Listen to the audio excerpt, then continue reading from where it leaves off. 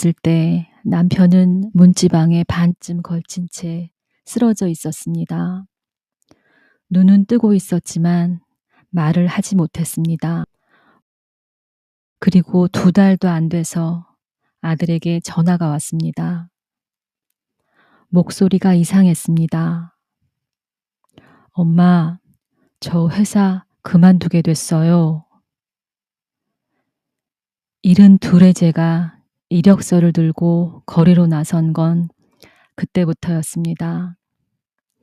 그리고 겨우 자리를 잡아가던 어느 날 저는 2번째로 상상도 못한 전화를 받았습니다. 지금부터 이 사연을 들려드리겠습니다. 제 이름은 말씀드리지 않겠습니다. 이 나라 어디에나 있을 법한 72 먹은 할머니 하나라고 생각해 주십시오. 남편은 저보다 3살이 많은 75입니다. 경상도 사람 특유의 무뚝뚝함을 평생 안고 산 양반입니다. 밥 먹었나 다녀왔다 이 2마디가 하루 대화의 절반이었지요. 결혼기념일도 제가 먼저 말을 꺼내야 겨우 생각난 척하는 사람이었습니다. 그래도 저는 압니다. 그 무뚝뚝함 안에 얼마나 단단한 책임감이 있었는지를요. 30년 넘게 다닌 회사에서 단 한 번의 사고도 단 한 번의 결근도 없었습니다. 2 아들 대학 보내고 시집 장가 다 보내는 동안 남편은 늘 그 자리에 산처럼 서 있었습니다. 은퇴하고 난 다음부터는 2 늙은이가 아침마다 동네 뒷산을 오르는 게 낙이었습니다. 남편이 앞서 걷고 제가 2 걸음 뒤에서 따라가고 대화는 별로 없었지만 그 등을 보고 걷는 시간이 저는 참 좋았습니다. 큰아들 내외는 근처 아파트에 살면서 손주 2을 키우고 있었습니다. 며느리는 착하고 싹싹한 아이였습니다.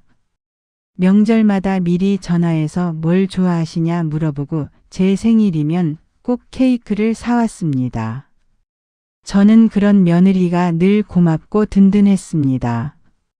이 잔잔하고 평범한 일상이 저에게는 그저 당연한 것이라고만 생각했습니다. 그 당연함이 깨지는 데는 하룻밤도 걸리지 않았습니다.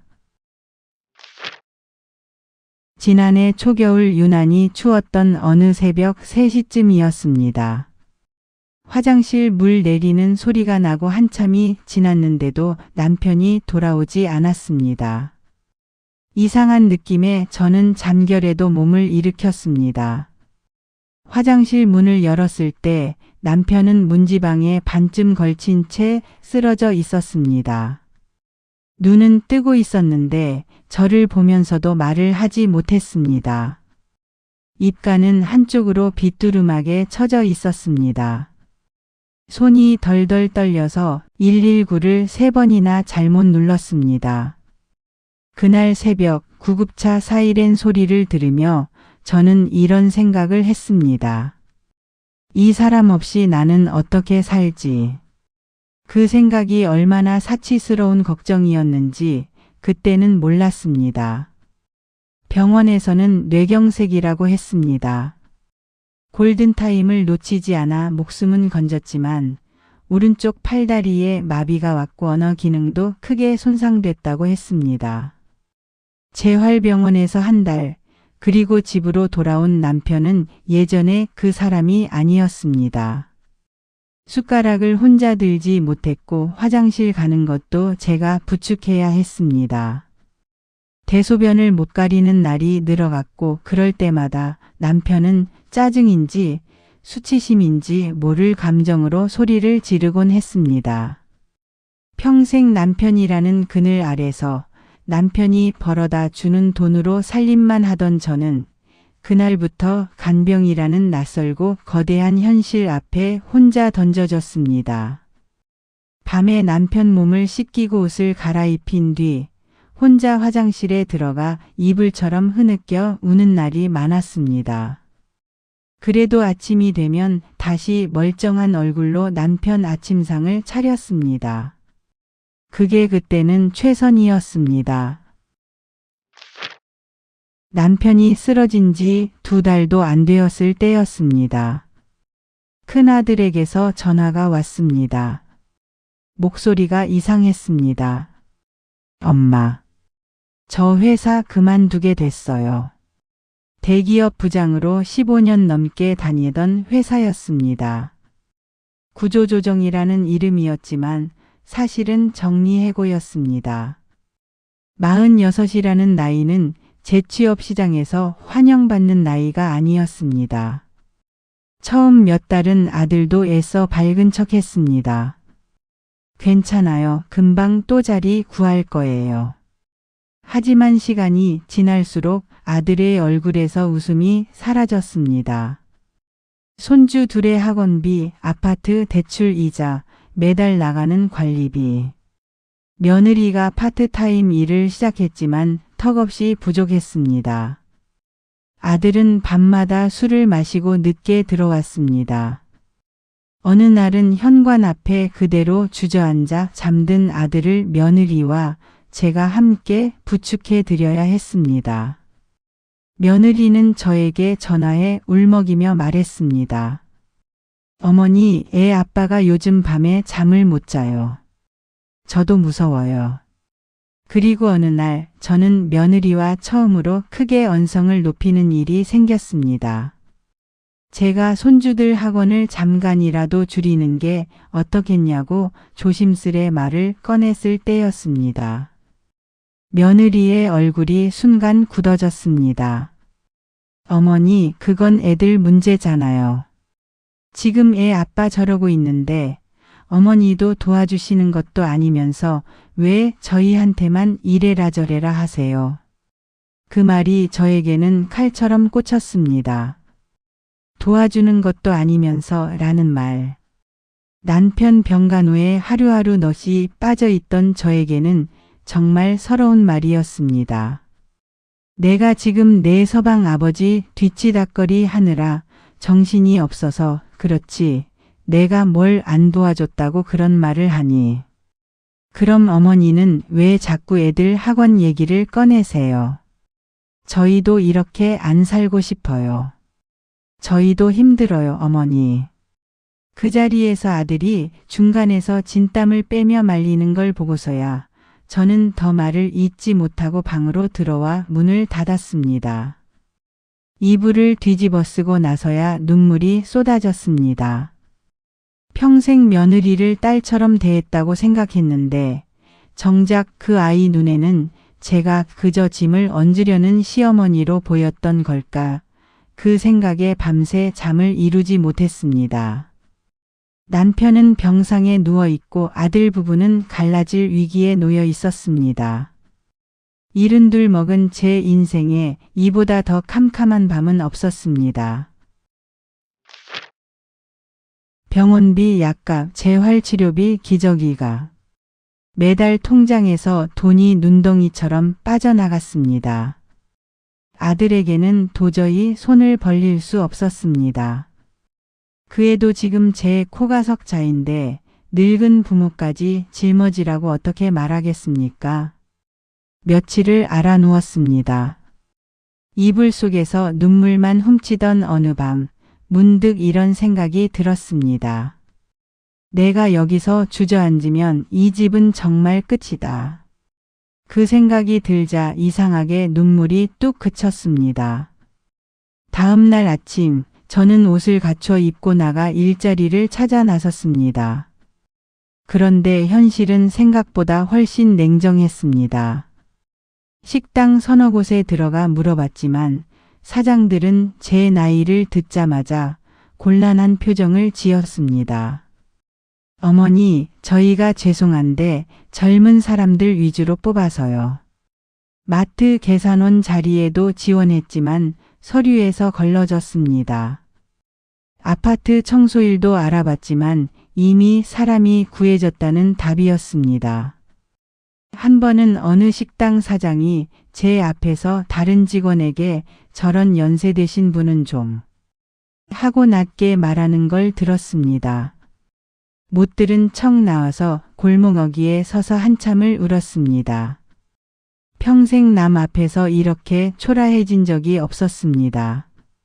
그렇게 거절당하기를 수십 번 저는 거의 포기하려던 참이었습니다. 그런데 동네 부녀회장님이 우연히 제 사정을 듣고 근처 요양병원 조리실에 사람을 구한다는 소식을 알려주셨습니다.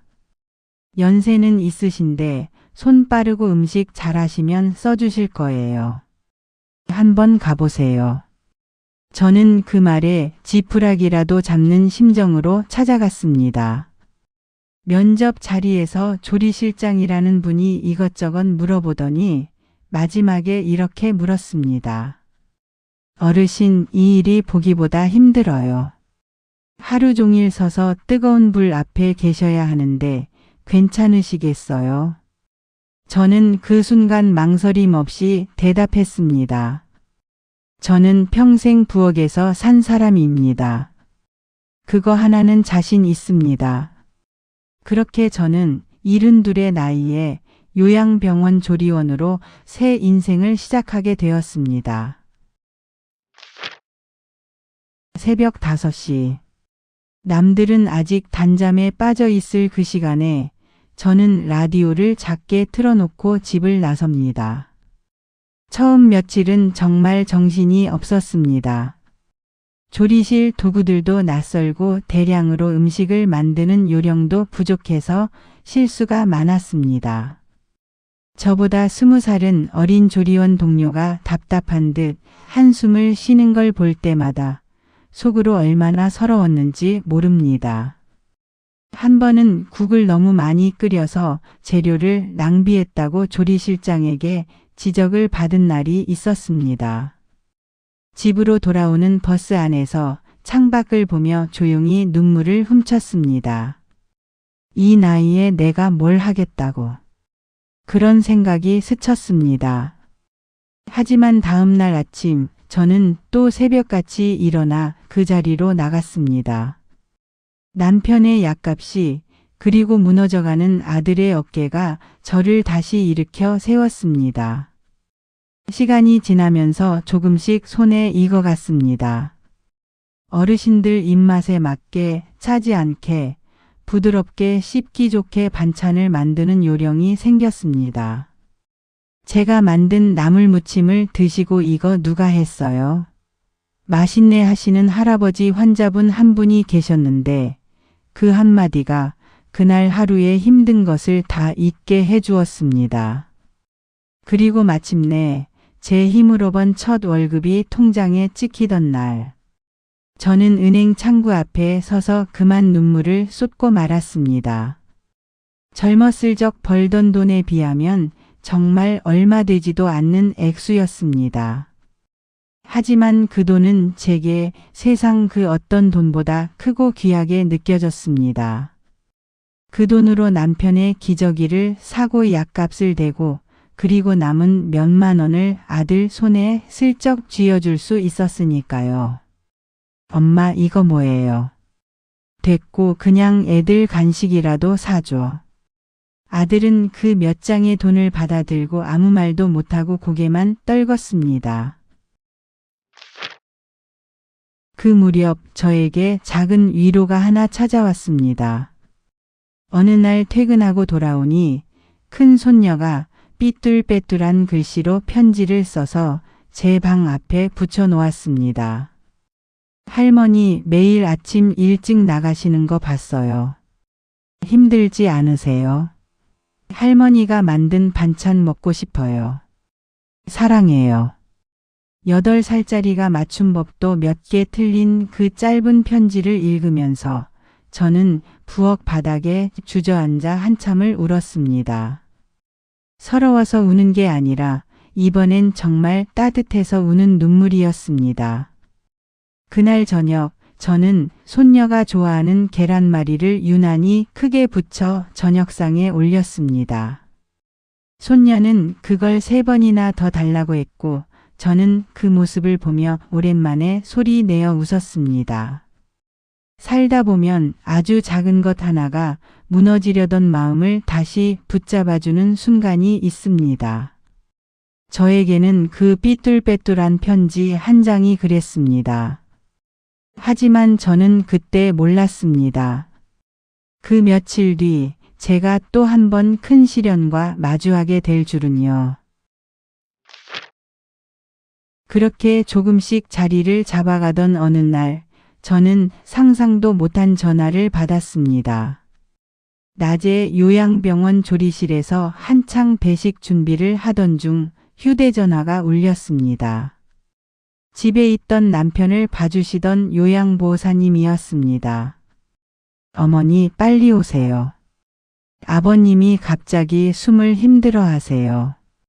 저는 앞치마도 벗지 못한 채 그대로 병원으로 뛰어갔습니다. 남편은 흡인성 폐렴이 왔다고 했습니다.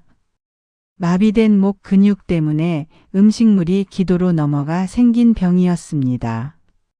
중환자실로 옮겨졌고 의사는 연세도 있으시고 상태가 좋지 않으십니다. 라는 말을 조심스레 꺼냈습니다.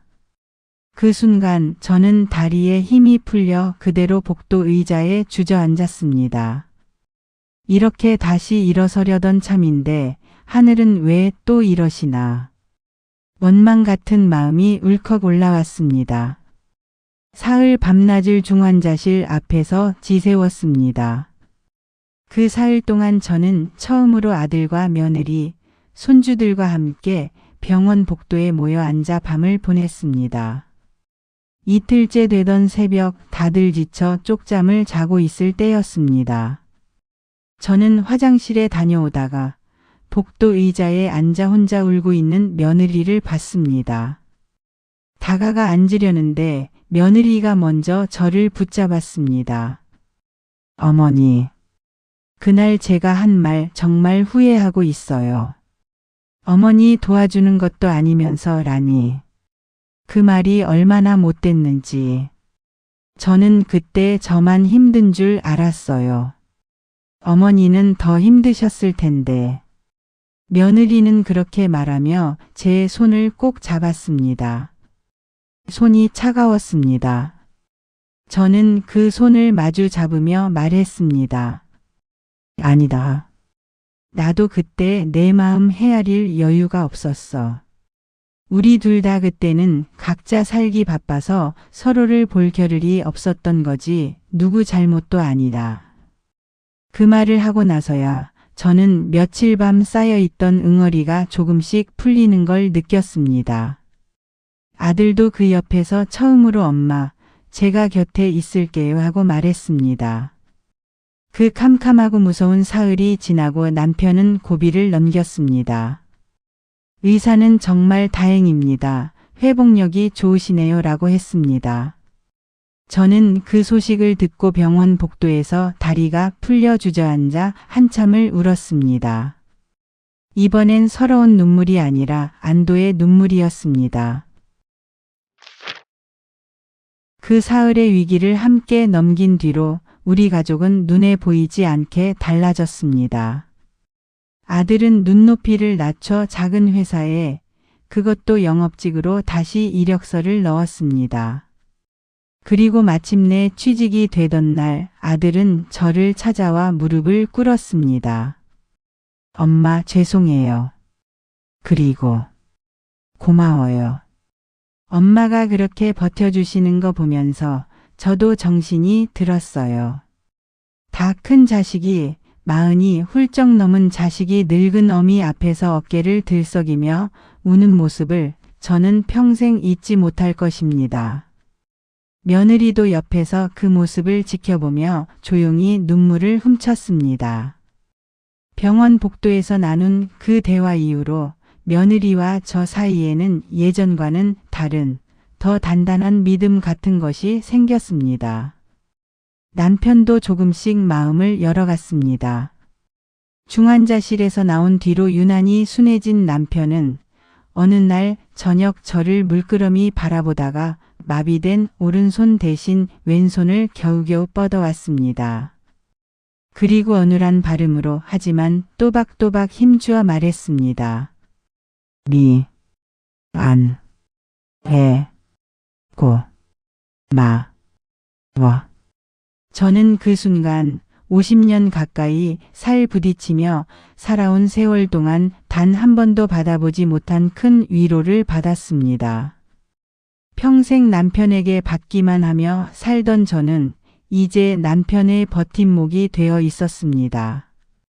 그리고 그 관계 속에서 저는 부부의 정을 넘어선 어떤 깊은 인생의 의리 같은 것을 느꼈습니다. 이른이 넘은 나이에 남편이 쓰러지고 자식이 무너졌을 때 저는 제 인생의 하늘이 완전히 무너지는 줄만 알았습니다. 이 나이에 내가 무얼 할 수 있을까 그저 주저앉아 울기만 했습니다.